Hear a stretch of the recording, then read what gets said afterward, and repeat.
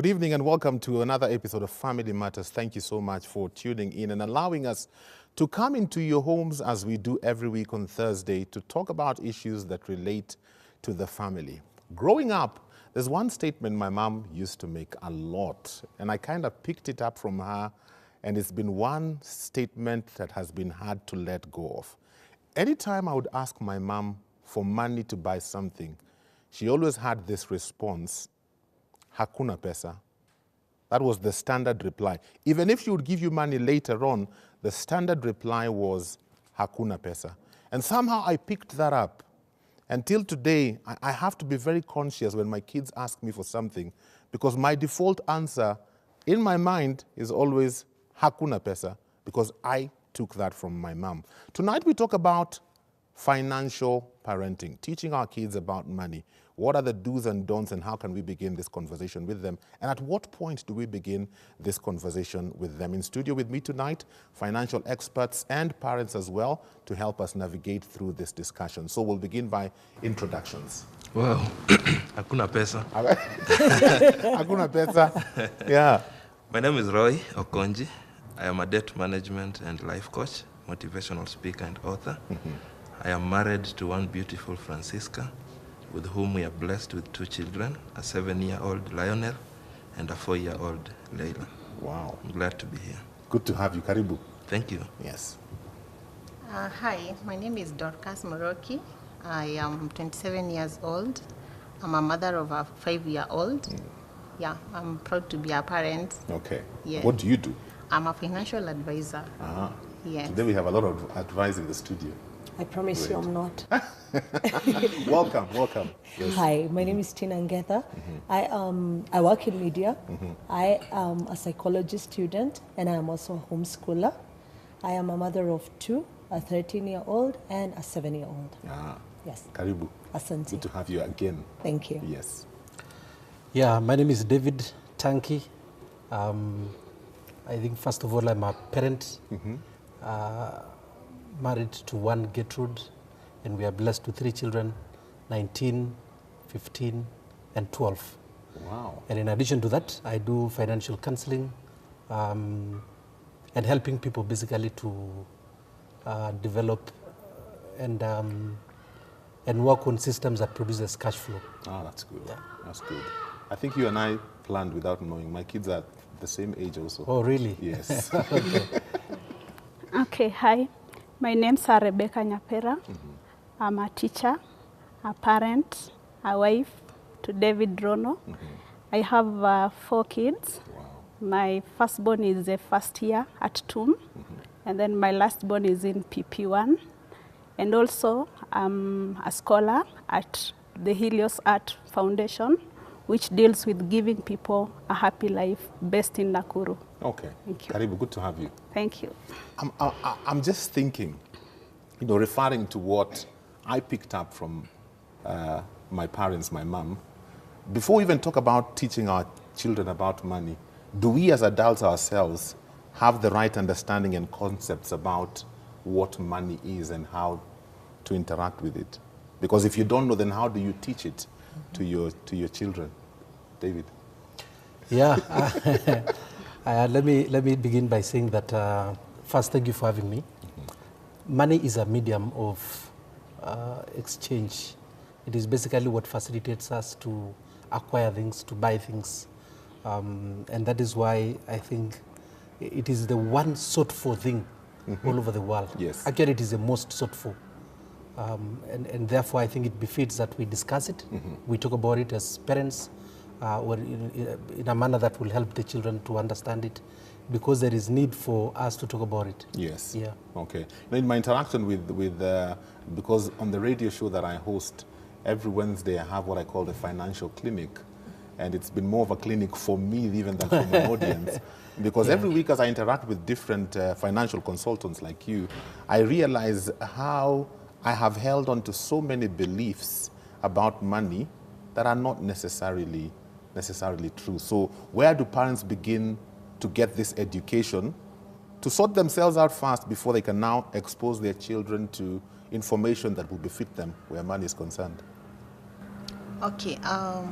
first of all, my parents never taught me anything about money. We It are was just many. like your case. Yes. Hakuna pesa sahi, you know. And okay, what I've done myself in order to at least have my child be a better financially disciplined child as she grows, I've undergone some courses. It's called Personal Finance Masterclass. So in that course, I learned a lot of lessons of which I'm applying in my life, in my daughter's life, and even in other people's lives. Yeah, so I believe we as parents, the same way we teach our children, you don't have to do this, how to brush their teeth, how to do things around in the house. It's the same way we need to teach them about money. For example, they need to know that it's not like it's something that should be hidden. They need to know the same way you have to go to school, you have to learn to respect adults and all that. They need to know about money as well. Yeah. Sometimes I look at how we go through life and some of the basic things we are told. When you go to school, you're encouraged to study hard, get your education, get good grades, graduate so that you can get a good job. And basically a good job is one that pays well. But no one ever talks to you about the money. After it has come, what do you do with it? One of the most prayer requests that comes on my show is for a better paying job. Roy, how do we change this narrative? Thank you. Let me begin by saying that you cannot give what you don't have. That is the starting point for the conversation on financial parenting. And I think that is why perhaps many parents feel inadequate to begin engaging their children in matters money, because they feel they themselves have not started undergoing a journey towards maybe correcting whatever is inadequate in them as far as money is concerned. However, we can all start from somewhere. We need to realize that the knowledge of money is knowledge that we all need. Much as it was not available in school, it is now available in very many places out here. After all, life skills are not taught in school as much. So what we need to do as parents is to start looking and thirsting for this knowledge. There are many financial specialists out there. There are many courses. There are many books. We need to begin reading. We need to begin attending those sessions. When those seminars are called for, we need to begin attending. Then as we begin to attend, we also begin to get deliberate in our own journeys first. Then as we begin to work on ourselves, we need to remember that the child is not stagnant there. They're also growing. So we can't wait until we will actualize our ultimate financial development for us to come back for them. So as we grow ourselves, we are also picking them up. Whatever lesson we get, we also come back to them and begin to nurture them. The one thing that we must remember is that children are master mimics. Most of the times they will do what we do more than what we tell them.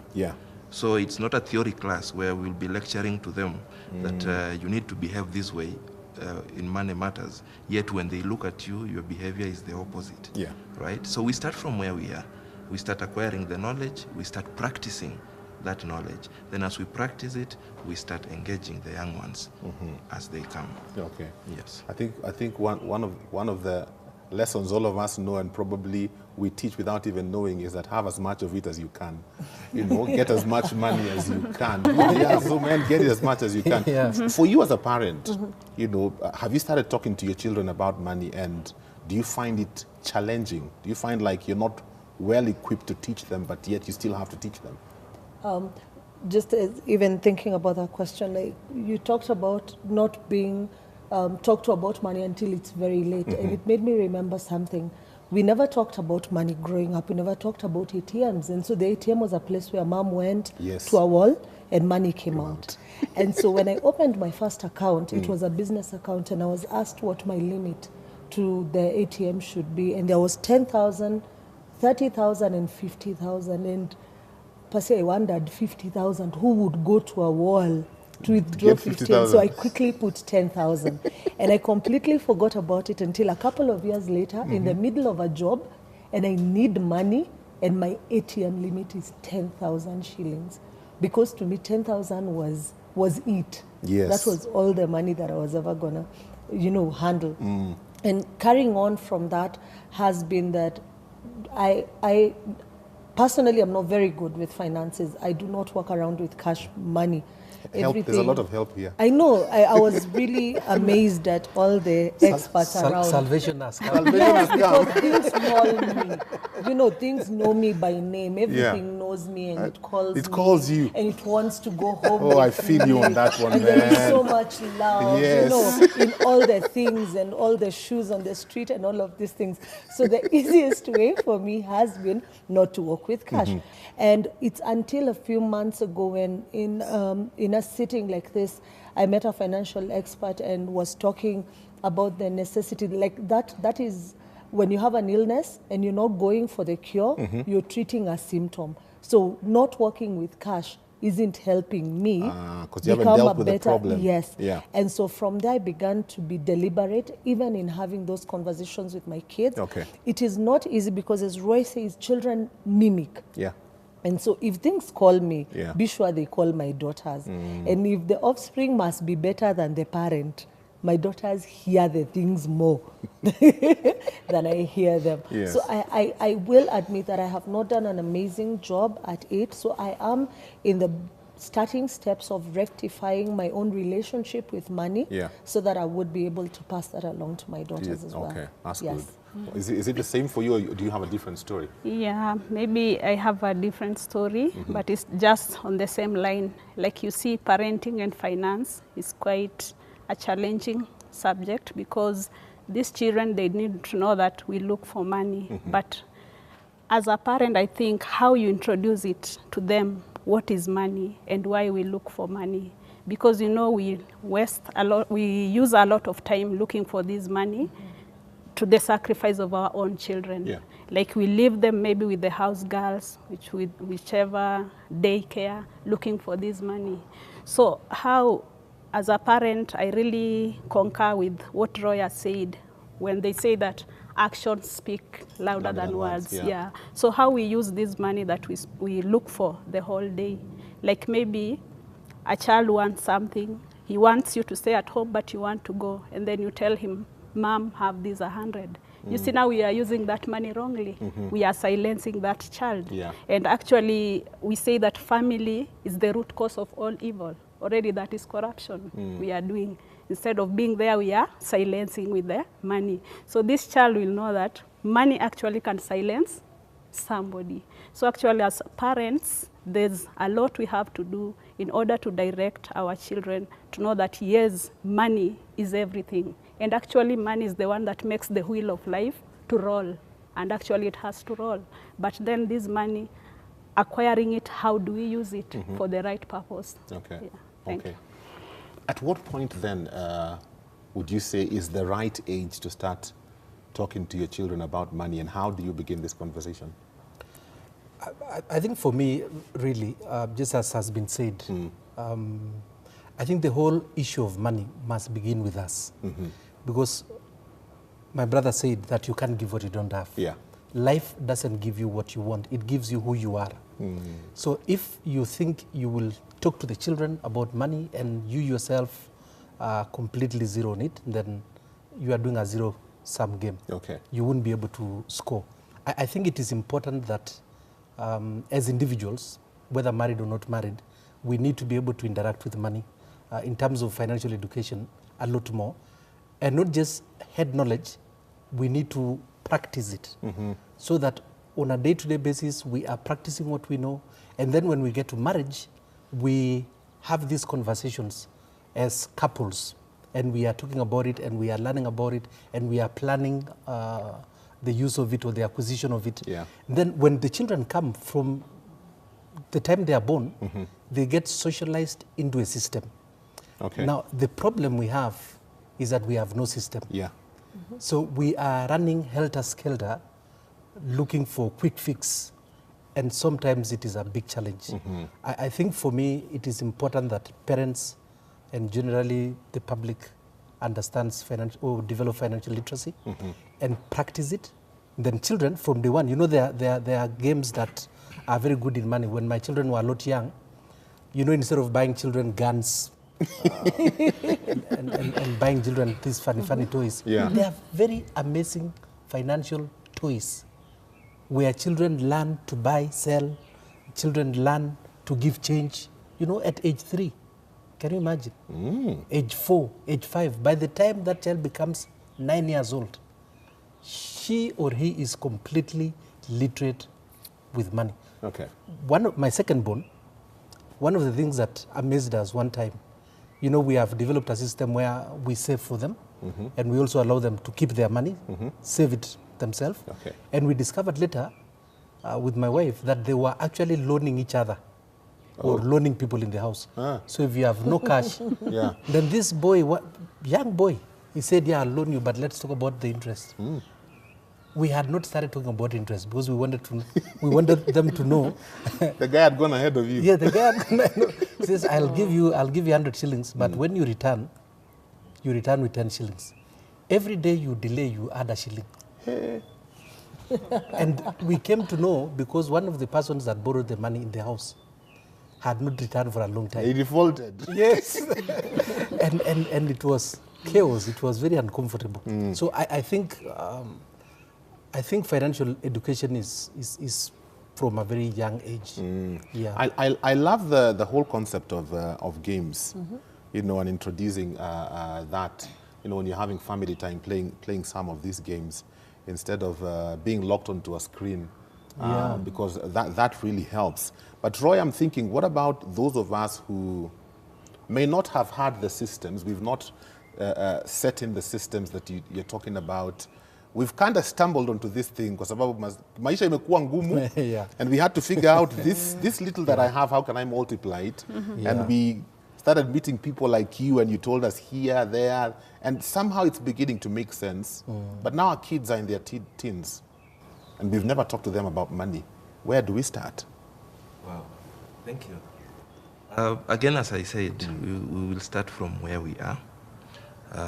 As long as we have accepted and we have started the journey ourselves, we will begin from where we are, depending on how old our children are. As David has said, it needs to start as young as possible. Okay. Right? If they are very young, you will start with the basics, even introducing the concept of money. What is money? Right? They see you giving out money when you are sending things to the shop. Yes. Help them understand that money is what we use to buy those things. So begin with the basics, defining what money is in a language that they can understand based on how old they are. Okay. Right? Then you begin telling them that money is earned. Right? Because it's going to be a communication journey. Even as you play the games, what you're doing is you're trying to help them understand the concept of money. Yes. And you will constantly be talking to them. So as you learn these things, you will be passing to them through communication.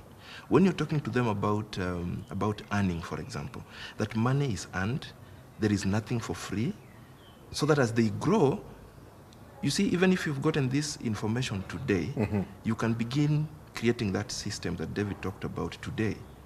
And as you begin to create it, you begin to talk to them because it's late already. Yeah. Right? So you begin to engage them.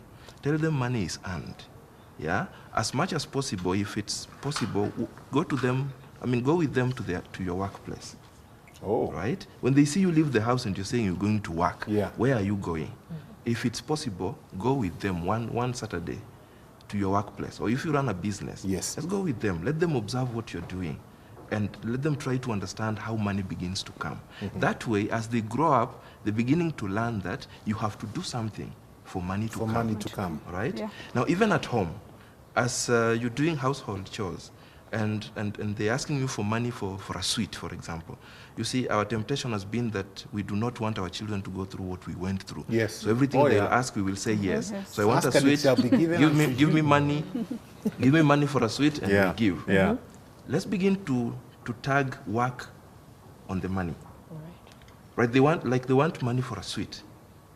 When you're mopping the house, even if your daughter is as young as 3, give them a small mop. Tell them to help you, then you will give them the sweet, right? That way, as she is growing, she's learning that people have to do something for an earning to happen. But again, you have to be cautious so that then not every time they will assist you, you will be paying them. Because I was going to ask that, because you can get them into this culture where they will not do anything in the house unless they are being paid. Yes. If you want me to make my bed, You have to pay. So you have to be cautious with the communication aspect, Uh-huh. right? That there are certain duties that I will assign you and I will communicate. That if you help me do this, I will do this, right? But in essence, what you're trying to make them understand is that money has got to be earned, right? Now, so this is where you are. If your children are big, let's say, like you said, in their teenagehood, those ones you can engage them. You can have a conversation. Whatever you learn, you can sit with them down and begin to tell them, this is how the world of money works. Remember, even in their school, they have already been introduced to the subject of money. Right? So as a parent, you also need to be proactive in terms of finding out how far are they, even from school, in terms of learning about money. Right? Have they started learning about certain concepts like interest, like compound interest and things like those? Those ones who are in mid-teenagehood, you can engage them. You can sit with them and tell them this is how this thing works. But you see, you have to be working so fast so that then you acquire the knowledge first, believe in it, and then come and share with and raise disciples. So it will depend with where your children are, how old they are, their ability to understand. Because again, if you tell them a serious concept, you will see their struggle in understanding. Then you can be able to tell, perhaps they haven't gotten to I need to back down a bit. age. You need to back down a bit. Okay. But most important, it's going to be a continuous thing. It's not an event. It's going to be a process. Going back to high school, my high school had a lot of Asians. And one difference I saw is that all my Asian friends, after school, they went to their father's shops. And most of them were given the job of counting the coins and the take for the day. And I remember one time we were having a discussion with this gentleman. He was called Jagjit Singh. Jagjit would come to school with a bag full, and we thought it was books, but it was food. By evening, there was nothing in the bag. The guy had gulped down everything. And his grades were not so good. And one day, having a conversation with him and teasing him about his grades, he said, you know, you guys, you will finish high school, you will go to campus, you will graduate, you will come back and I'll employ you, because by then I'll be running my father's business. Is that one of the places we have missed when we compare the Asians in this country? Because men, they are running businesses, and sisi wenyeji. That's somewhere we've really gone wrong, because you see this child, they think, even if I don't work that hard, I'll still have my way out, you know, I'll make a living, I'll have some money for myself, and probably I'll inherit from my parents. So you'll find, for example, so this child knows at the end of the day, I'll have somewhere I'm safe. But unfortunately, God forbid, something happens to the dad or the parent who are running the organization. So, and God forbid, it goes down. You see that child, they have nowhere to go, because they don't know about how to run a company. Probably they've never had this conversation with their parents, telling them this is what we do. You need to work hard to get where we are, so that in case we are not there, you will take over the company and do something about your life, you know. So that's where you find most of the people, you find their parents are doing very well, they have big organizations, but the moment they are not there, that's it. The whole family, they start relocating, going to smaller houses, cheaper schools and all that, simply because maybe if they had a bit of information on how it works, you know, it would have helped a bit of it. Okay. Maybe I can add into that. I think the difference that I've seen between the Asians and the Kenyans, the Kenyans. Yeah, the Kenyans. Because they are Asian Kenyans, is that their teaching is more practical. They are not telling you what they are not doing. So the reason they take you to the shop is so that they can see what they do. So a lot of their teaching is not verbalized. It's not theory. It is not theory. It is very practical. And where we fall short, the Kenyans, is that we depend on head knowledge. I have told you that for you to be able to go far, you need to be able to earn. Okay? This guy Every day, he sees you waking up at 6 every day and disappearing to God knows where. Yes. And you come back very late in the evening. He has no idea where you have gone, what you went to do, and now you are coming to tell him, Anne, first of all, why don't you tell me how you are earning? Yeah. Because actually they don't know. Just like the way my sister here mentioned about going to this world that produces money. Yes. That is what our kids are seeing. Parents are waking up, disappearing in the day, appearing back in the evening, and now they are telling us to work hard so that we can earn. And you are wondering, so what is this thing that is being done so that you earn? So I think the practical component that Asians do, to me, is real. It is necessary that we get our children to know what we do, where we do it. There is no harm whatsoever in taking your child to your place of work. Let him, see you labor, work so hard, and get tired. And by the day, you can now explain to him that, the fees we had to pay. Yeah. That's where it's coming from. That's where it's coming from. Now, it will sink more, and will even respect you more because he has seen the source than coming to lecture him in the house and telling him that, for you to be able to do this, do this, do this, do this. Well, I think a combination of strategy is what we need to do. Okay. Asians beat us all the time because they are more practical. Something else that happens also is, when you are seated around the table, it's not so much the teaching per se. Yeah. The hard lessons that the child feels, look, I just came from class. Now I'm getting into another class. Please spare me. Yes. It is making the conversation so normal around the family table, the husband and the wife, or the lady or the man, just in case they are not married, just sitting there and talking about themselves and what they are doing, and talking about where the money will come from, where the money will go. That conversation will sink more than another lecture in the house. But see, there comes another problem, because in some homes, the husband and wife are not even free enough to talk about their own finances. Yeah. It's almost like, everybody has their own pot. Some wives have no idea how much their husbands make. And that is where we fail so much as us, because, we started by saying, you can't give what you don't have. Yeah. I think as parents, we need to be more intentional, more deliberate in doing these things. Because even within the church setup, it amazes me that we worship and praise and dance so powerfully. And yet a very practical thing that just getting to know, by the way, has your money come? Have you been paid? Those are things, those are no-go zones. Yes, don't go there. Who are you to talk about, to ask me about my money? And it will be very hard, I can assure you, for that kind of a family to have a meaningful conversation to the children, to the extent that those children will be able to learn from them, and benefit out of whatever. Maybe they will learn what not to do as time goes by. As time goes by. Yeah. Okay. When you talked about the ATM, that wall that removes money, Yes. I remember a pastor friend of mine was telling me how at one point they were driving somewhere and the daughter really wanted something. And he was trying to explain to her, we don't have enough money to get this item.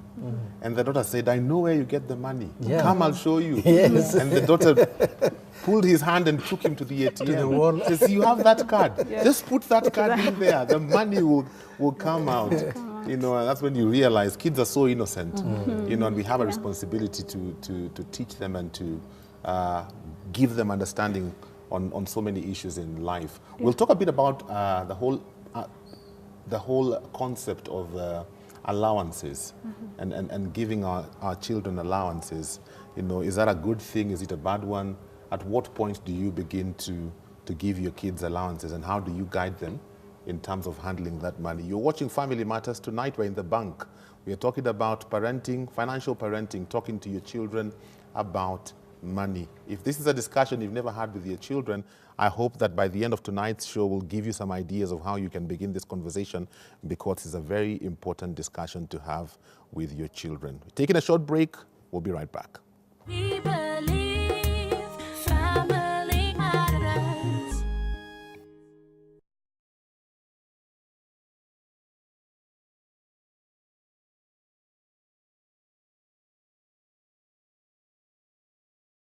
We believe family matters. Welcome back to Family Matters. Tonight, like I said, we are in the bank. We are talking about financial parenting, how to talk to your children about money. What are some of the things you need to teach them about? That's what we are looking at. In studio with me, parents, financial consultants. We are in good company. And so I hope that what we are talking about tonight will be able to help you begin this conversation if you haven't begun it. And if you have already begun it, give you some tips on some of the things you need to continue doing. Let's talk about allowances, wazazi. Do you give your kids allowances?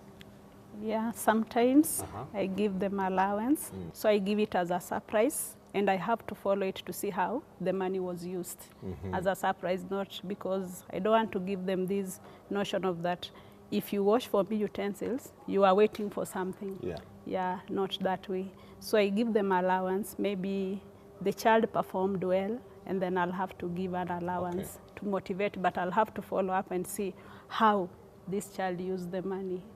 Like you see, like some professors like Maria Montessori, they say that we should not give these children any allowance or any tip to do something, because they have to know that they have to go through that and do that. But as a parent, I think sometimes it is good to give as a surprise and follow it and see how the child used the money. Because you know you can give 100 shillings and what the child will buy, it will tell you what that child is. Okay. Yeah. Okay. So it's not consistent. Sio kama kamshahara mwisho wa mwezi. Hapana. Unajua every end month I have 200 bob from mom. No, no. Okay. Yeah. What about you? With my 13-year-old, we do have an allowance, but specifically for airtime. Okay. Yes. So it's a particular amount they know. Yes. Every week there's a particular amount for your weekly. For your yes. Can I move in? By all means. Allowance. Weekly. However, if it, I mean, it's standard. It's not a very big amount. Let me throw that in there. She's 13, so it also has to be metered. Yeah. And so this is the amount of airtime that you get in a week, and if you're done with it by Tuesday, too bad. So you have to be able to check yourself. At the same time, this last weekend, I realized that they are more interested in spending my money than their own money. Oh, yeah. So I think I'm going to make it probably constant. We were going somewhere and we stopped along the way. They wanted something. And I quickly thought, let me give 100 bob each so they can actually buy for themselves. Yeah. Believe it or not, nobody bought anything. And they had made me stop because they really wanted something.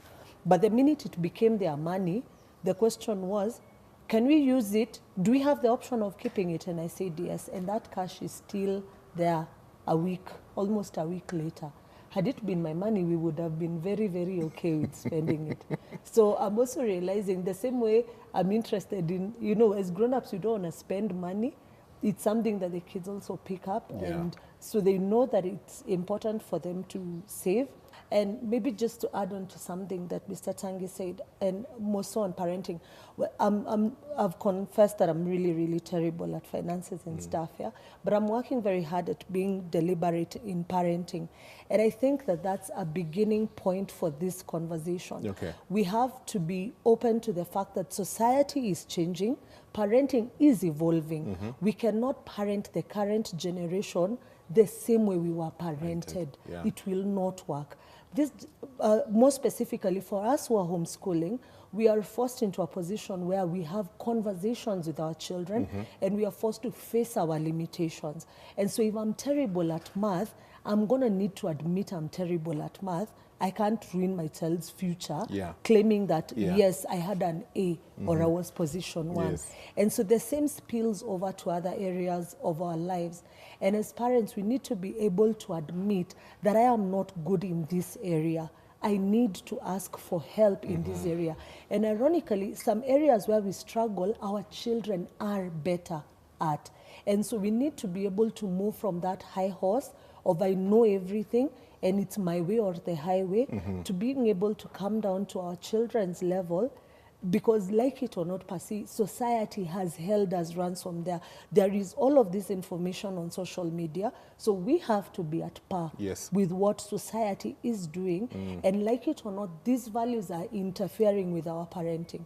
So our choice not to be deliberate about these conversations will be taken over because someone else is doing a YouTube tutorial. Yeah. Someone else is doing a Facebook live thing, and they will give this information. Where we close ourselves off and we say, I'm not having this talk. Or PESA, in primary school, we used to have debates, and the concept would be money is the root of all evil. Yes. And so we grew up knowing We believed it. money is the root of all evil. Yeah. So we carry that on with us, but I have to be able to stand as Tina and say, I am really doing badly at this. There is Roy, there is David, there is Dorcas. All of these people are equipped to help me. Am I able to stop here and say that this money management problem stops with me? Okay. That I'm going to do something different. So Okay. I think we really have to change the parenting method. Okay. I would like to hear what our consultants, financial experts, would have to say about the whole allowance thing. What would you advise where allowance is concerned? Is it prudent to give our children allowance? From what age? And is it good if it's something consistent? Yeah, partly because our children knows that they will only get a phone after Form 4. So when they go to Form 1 or Form 2, Yeah. like I have a Form 1, they are not even bothered with the phone because they know where it will be. Well, Yes. So I think different families will adapt what works for them. Yeah. I believe completely that there are reasons why some families like Tina's will give an allowance. I believe that if you must give an allowance, it must never be to an extent that the child will now condition you to do it or otherwise. Yeah. I'm not doing ABCD. They're holding you ransom. Yes, you didn't give me the allowance for last week. Yeah. Mom, I'm not doing this, or Dad, I'm not doing this. I think if the conversation will be so open that this allowance is not, you are not, it must come because of certain things, then it is okay. Okay. I completely have no problem. The only part I will caution anyone who is doing that is that you don't want your child to hold you at ransom as a parent Yes. because you didn't give an allowance, or even you didn't allow them to have a phone before they are Form 4. Yeah. You know, all these things have got pros and cons. Okay. I think it is a very healthy conversation that needs to happen. You need to constantly talk about it. You need to give them reasons why you are doing what you are doing or not doing what you are not doing. You're not, okay. So that together you are traveling the journey comfortably and happily. Otherwise, it might work against you when they go out to the neighbors and discover actually the neighbors are doing ABCD and we are not doing. Or they discover through whatever media that this is happening. One of the things that we have always told our children is that there are things that in this home we don't do or we do. Yeah. These things you will find other children doing. We let them know other children do this, but in this home we don't do it. And the reason we don't do it is because of 1, 2, 3. And we talk about it as often because we know if you don't do it, somebody else will help them, no otherwise. Yeah. And it will work against you. Okay. And by God's grace, I think it has worked. It has worked for us. Okay. Yeah. We live in a country today where every other headline is about missing billions. Millions don't miss anymore. Nowadays we miss in billions. It's unbelievable. You know, corruption is on the rise. I remember some time back, I don't know whether it was sometime last year, there was a survey done amongst young adults and teenagers, and for them they believed that, you know, it's very important to be rich. It doesn't matter how you get the money as long as you don't get caught. Because that's the message that the society and as a nation we are teaching our children. Because money goes missing in huge sums, no one is caught, people are getting rich left, right, and center. How do we counter that? Because that's what they're being exposed to out here, Roy. How do you as a parent then begin to teach them these values? Because sometimes it seems these values are slow, man. They're slow. Yeah. By the time I work, no, look at my neighbor. Betting is here. Yeah? The other day somebody won 200 and what million? I've been daydreaming if it was me, how my life would be. Actually, I agree. It's a serious concern. But largely, if you looked at it, you begin to realize it's as a result of our gaps. We did not communicate. Like when we were talking about earning, they have grown up not knowing where you usually go to get money. Okay. So it is silent. So as they grow, they do not know. They can easily buy into other ideas, other values out there that will convince them that money can come so easily, that there can be money for free, that if they bet, they can get millions at once. Yeah. I was doing another parenting session for teenagers and their parents. And I like taking teenagers aside, and they write an anonymous letter to their parents. Ooh. And they're expressing a wish. It was amazing that a big percentage of them were wishing that they won a betting whatever. jackpot. Wow. Very many of them. They were wishing that their parents were billionaires.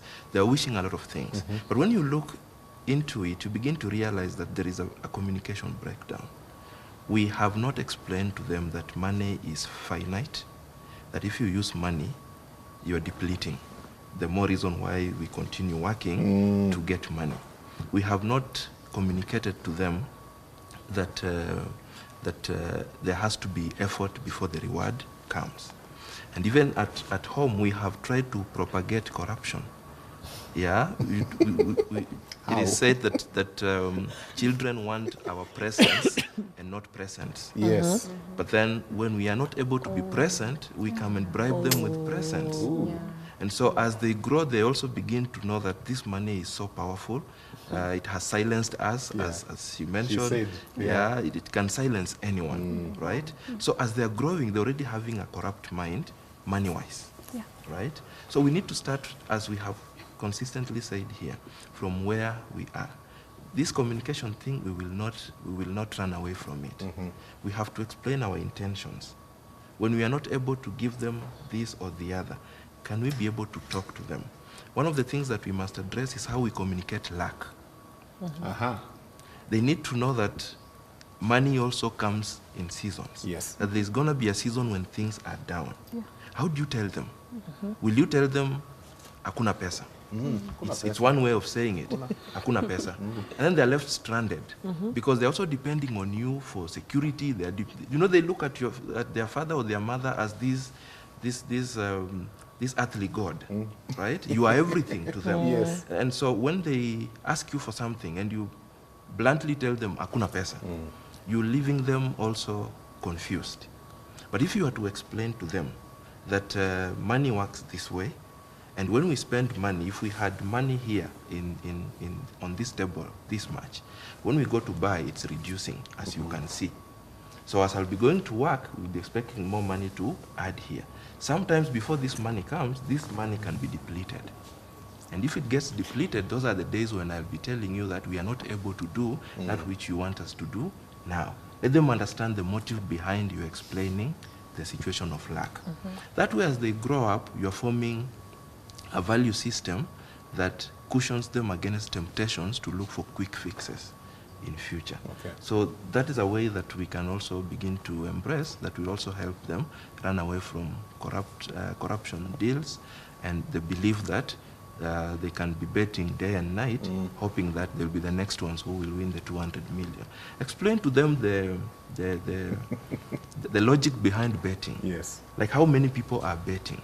A good number of young people think betting is investing, by the way. Yeah? They do. Yeah, they believe they're investing. Yes. I have met many who say they're investors. Yes. You ask who understands investment here, and very many. Then you drill deeper and you realize, yes, I have invested in tomorrow's match. Yes. I have invested into this. I have put my 100 bob aside. Yeah. So we have work to do. We have work to do. We have to continue keeping deliberate and just having these conversations going. But most important, as David said, the practicality. You cannot be telling them that corruption is evil, and they don't know where you get your money. Yeah. Tomorrow you wake up and they see you with a lot of money, but they can't really put a finger to what you exactly do for the money to happen. So it's important. You work in a printing press. Lately, in our news outlets, we've been seeing a lot of young girls being killed. Yeah. You know, and the stories surrounding all these manenos. At the end of the day, the bottom line is money. Yeah, it's unfortunate. And it's sad. It's sad. I think I can add on what you said. the seed that you plant in your child is the one that grows. Yeah. If you start doing the simple things, like if a child comes at home with a pencil that is not theirs, ask, where did you get this from? They say, oh, I took it from class or something. Tell them to return. Yeah. If they come maybe with a bag or a sweater or something that doesn't belong to them, tell them this is not right. Return it to the owner, to the school. They'll grow up knowing I don't need to have things that are not mine. The same way, that's where stealing comes from. You find a child has come home, they have a lot of money, you wonder, where do you get this money, you know? So that will grow with them. And because you did not tell them stealing is wrong, they'll grow with that mentality. So finally, when they get a job and they hear there's an offer for me to get millions of money, why not? My mom never told me it's wrong. I didn't have anyone to tell me. So parents, the seed that you plant in your child is what will grow. So you better plant a good seed. Yeah. But what about the whole, where we project our struggles on our kids? You know, because I've watched a couple of these videos that went viral several months ago on the whole socialite thing. And one of the things I realized is several of these girls were saying, you know, we grew up in a very poor background, you know, and I want to do something for my mom. I want to do something for my dad. I want to do something for my brothers and sisters. And so they take it upon themselves to get this money whichever way possible. And when they come back home with the goods, the brothers and the sisters and the mothers and the fathers embrace them because they've come with solutions. How do you fight against that, man? What do we do? What do we do? Okay, so the problem just goes back to the family. And actually, if the family is right, these issues of corruptions won't be there. Because, you know, as a parent, it is told that from 0 to 5 years, you treat this child as a king. And then from 6 to 12, you discipline. And then from 13 to 15, that you treat him as a friend. And then up to 29, you are supposed to be a parent to this child, instill the Christian values. But we find that most of the time, actually, I'm sorry to say, but currently, parents, we are not there. As you said, our presence is not there. We are giving presents. And actually, that is ruining everything. Because there is a case told of a child who asked his dad, how much do you earn? And then the dad said, I earn 3,000. Then this child had to save 3,000 and told the dad, here are the money you earn for a day. I need you the whole day here. So the dad was now, what is this surely? So actually as parents, let us instill values in these children. Tell them that money is not bad. Money is good. But we the people, we are the one who are bad. We are making money to go in the wrong way. So as we avail our presence and not the presence, we'll be able to curb the act of corruption right from the family level, and it won't affect the national level. When you come of getting money, if actually we had instilled these values in these children, they'll not be greedy. You see, greedy for money or the act of jealousy. You see now this is jealousy. When jealousy comes in, you want to be like so-and-so, but you don't know how so-and-so gets his things, isn't it?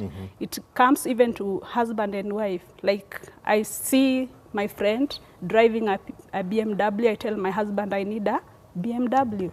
I don't know how this person got it. Maybe he stole, but I'm nagging. So you see that spirit of jealousness.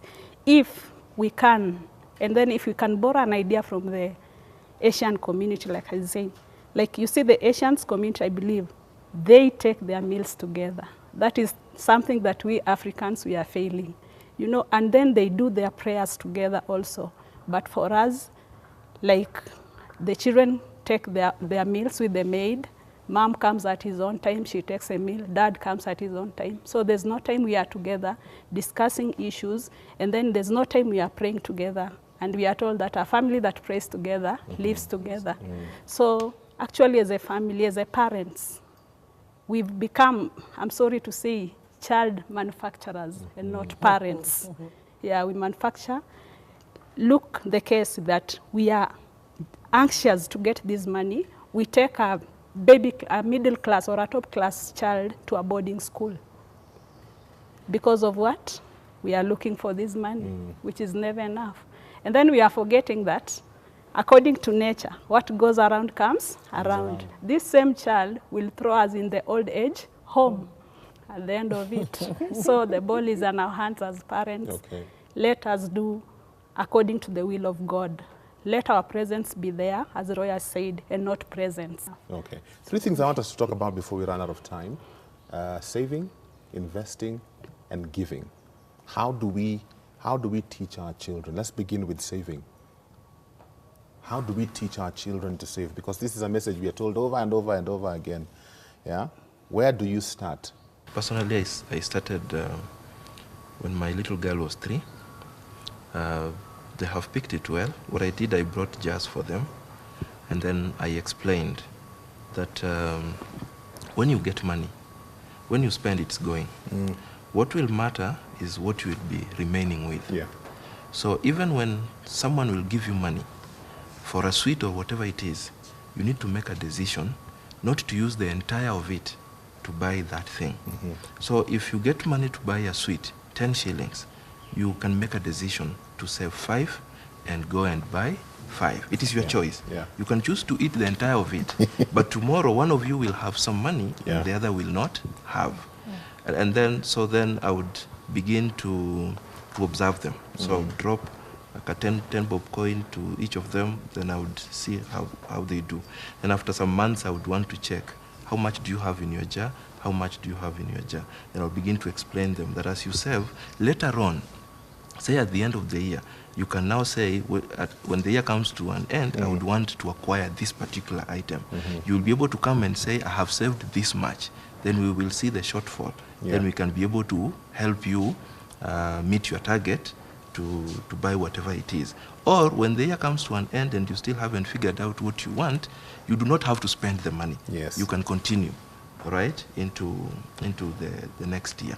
So you start as early as possible. Then when they are of an age where you can open for them a bank account, try to explain to them the concept of banking. Walk with them to the bank.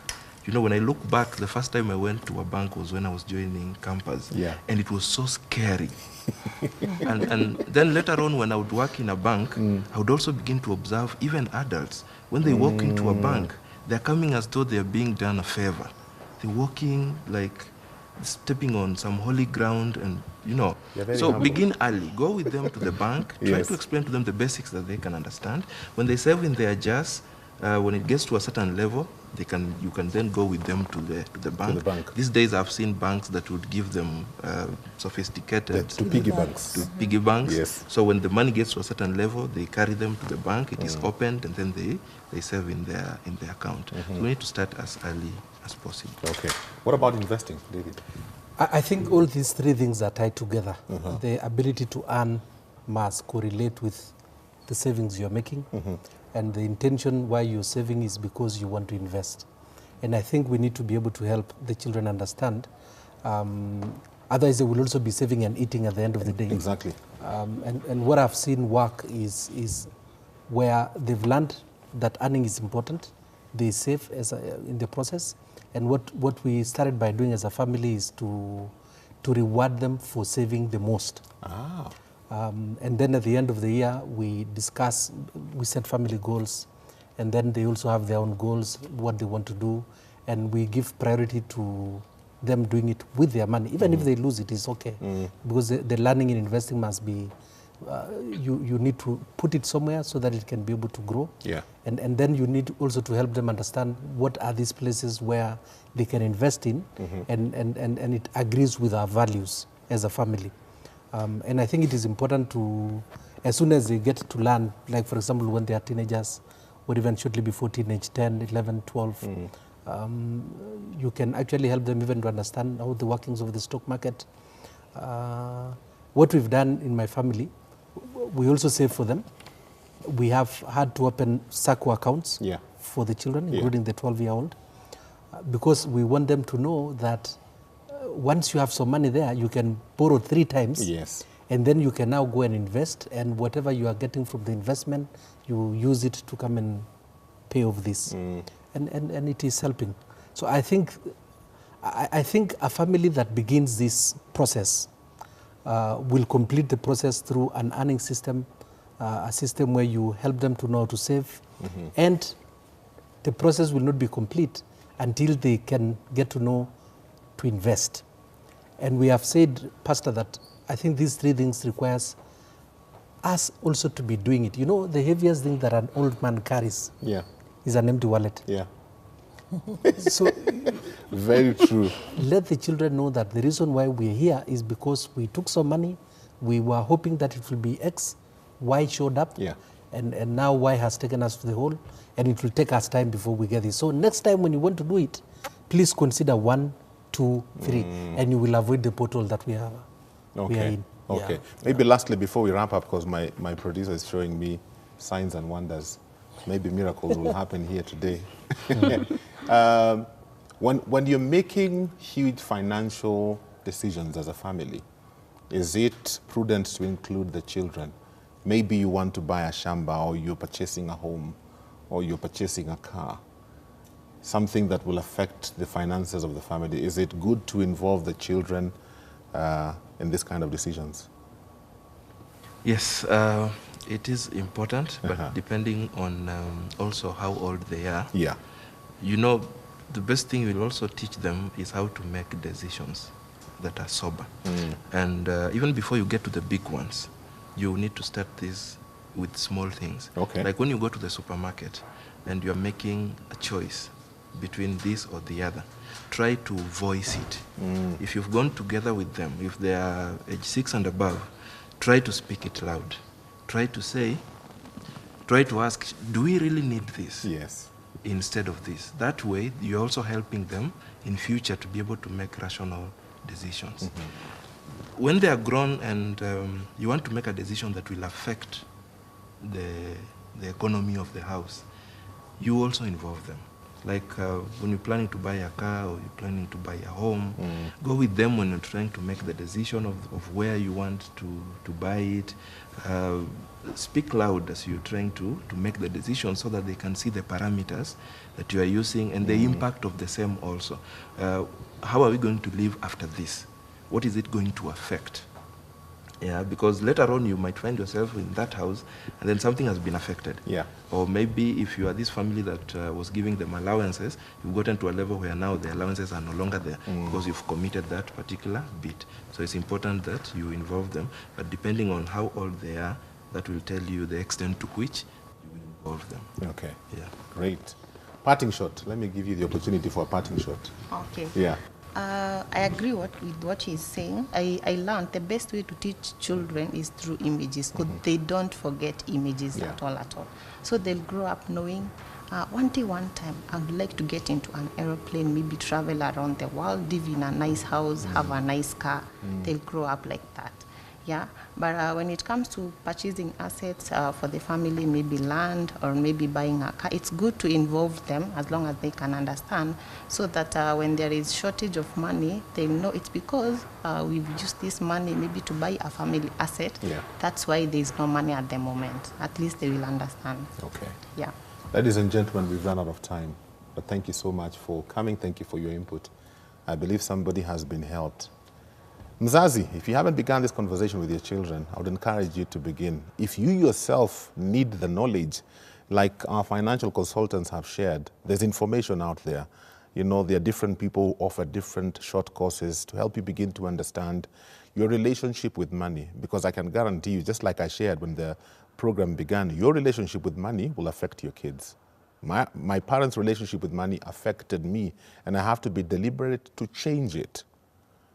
You know, finishing that story, I remember once I was in the supermarket and my son, by then we only had one child, and he was crying for something, he was asking for something. And I said, Hakuna pesa. And I stopped in the middle of the supermarket and I said to myself, loudly, I said, that's not me, that's my mom. My mom is talking through me.